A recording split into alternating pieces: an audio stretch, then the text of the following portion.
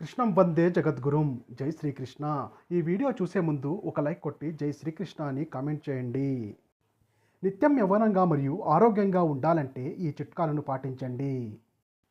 ఉదయాన్నే నిద్రలేచి ప్రశాంతంగా దినచర్య ప్రారంభించండి. 2 సార్లు లీటరు నీళ్లు త్రాగి ఉదయమే 2 సార్లు మల విసర్జన అయ్యే విధంగా చూసుకోవాలి.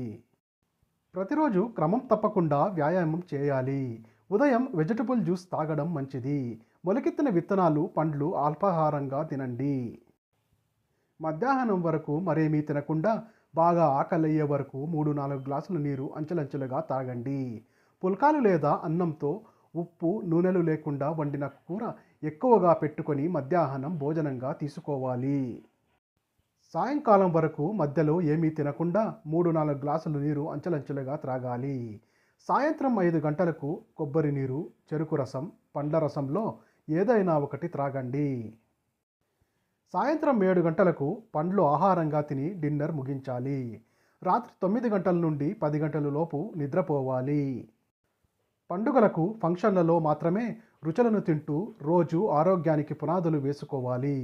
భోజనం చేసే ముందు లేదా తర్వాత పండ్లు ఎక్కువ తినకూడదు. అలా చేస్తే పొట్ట పెరుగుతుంది. తిన్న వెంటనే టీ త్రాగకూడదు. తినగానే స్నానం కూడా చేయకూడదు. తిన్న వెంటనే నడవకూడదు. 10 నిమిషాల తర్వాత నడవండి. తిన్న వెంటనే నిద్రపోకూడదు. ఆహారంలో 2 పూటల పచ్చి ఉల్లిగడ్డ, మజ్జిగ చేర్చుకుంటే నిత్యం ఆరోగ్యంగా ఉంటారు. ధనియాల కషాయం 2 పూటలా తాగితే మూత్ర సమస్యలు దరిచేరవు.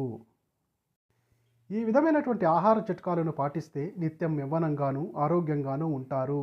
చూశారు కదా ఈ వీడియోని. ఈ వీడియో కనుక మీకు నచ్చినట్లయితే లైక్ చేయండి, షేర్ చేయండి, సబ్స్క్రైబ్ చేసుకోండి.